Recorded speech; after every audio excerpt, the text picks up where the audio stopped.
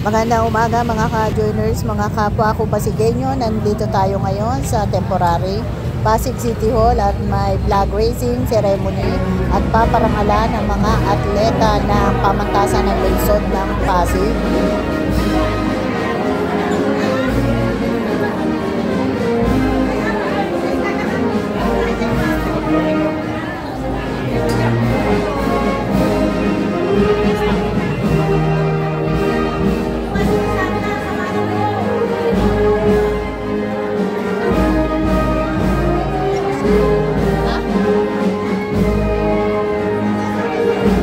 Dito sa loob ng temporary Pasig City Hall, gaganapin ang flag raising ceremony dahil po may bagyo at malakas ang ulan sa labas.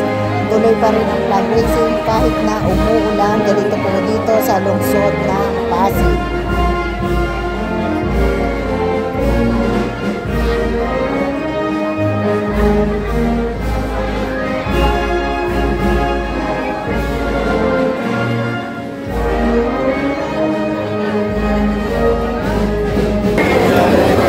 Ngayon naman po, hindi na napipigilan ang husay at galing ng Batang Pasig. Kaya naman tinatawagan po si Miss Arlene Y. Daniel, Department Head ng Student Success Office. Magandang umaga po sa ating lahat. Nais lang po namin bigyang pagkilala yung ating kupunan na mga atleta na sumali sa katatapos lamang po ng local colleges and universities as Athletics Association Games na naganap po sa San Jose del Monte, Bulacan. Marami po tayong mga atletang sumali.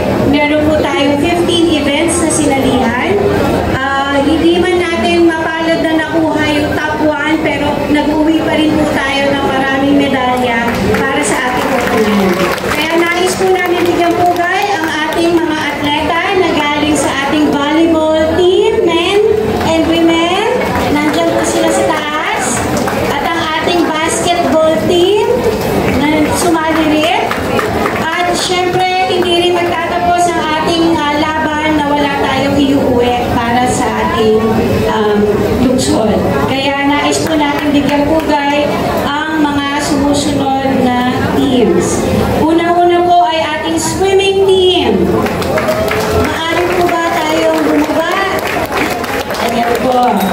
So, meron po tayong nakuhang 10 medalya ng ginto, 8 medalya ng silver, at 1 bronze. Overall, second runner-up po tayo at ang ating coach po ay si Catalino Ramos Jr.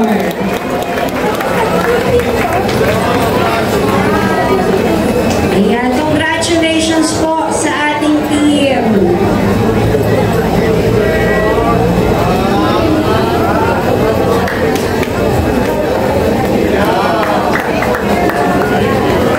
Okay, ang sumusunod naman pong team ay ang ating Taekwondo team.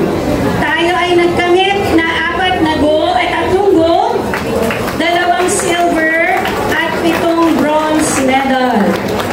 Ang ating head coach po ay si Carlo Miranda.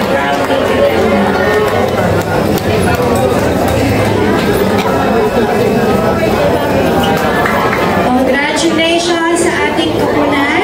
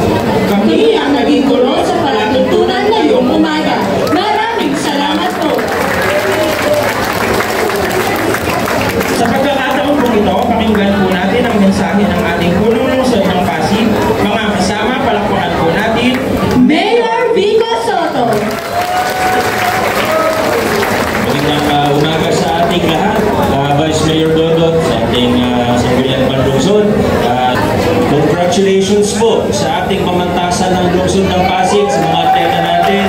Napakaganda ng performance at makikita po nitong nakaraang taon ay talagang nag-level up ang ating sports program sa PLP. Makikita po yan at ngayon po isa na tayo sa malakas pagdating dun sa mga local colleges and universities. Kaya hindi ako magsasawa sa aking paalala, lalo na sa ating mga student athletes. Kaya nga po student athlete ang tawag po sa inyo dahil una po dapat lagi ang ating academics o ang ating pag-aaral. Paalala din po yan sa mga coaches at sa mga officialis natin ng PLP na opo, masaya tayo na may mga medal, pero yung mga medal, bonus lang po yan. Bonus lang po yan. Ano? Ang gusto po natin, holistic development, character development ng ating mga kabataan. Kaya kung magkaipitan, kailangan pumili ng isa lamang, academics o pag-aaral ang pipiliin natin, hindi yung sports. Bonus lang ito ha, secondary lang po ang ating sports. Yan naman ang lagi nating paalala, hindi lang sa PLP, kundi sa lahat ng mga student athletes ng lungsod ng Pasig. At hindi lang po sa PLP o sa LCUAA ang may magandang balita, pati sa Batang Pinoy, maganda po ang balita natin. Yun po ang pero next week na po i-announce yan. Para baka din po natin, pauwi pa lang din yung ibang mga staff, coaches, and athletes mo natin mula sa Gensan. Pero makikita nyo naman, pati sa social media, may mga nagpo-post na. Pero next week na natin sila i-congratulate. Maraming salamat po. Happy Monday. Adjourn na po tayo.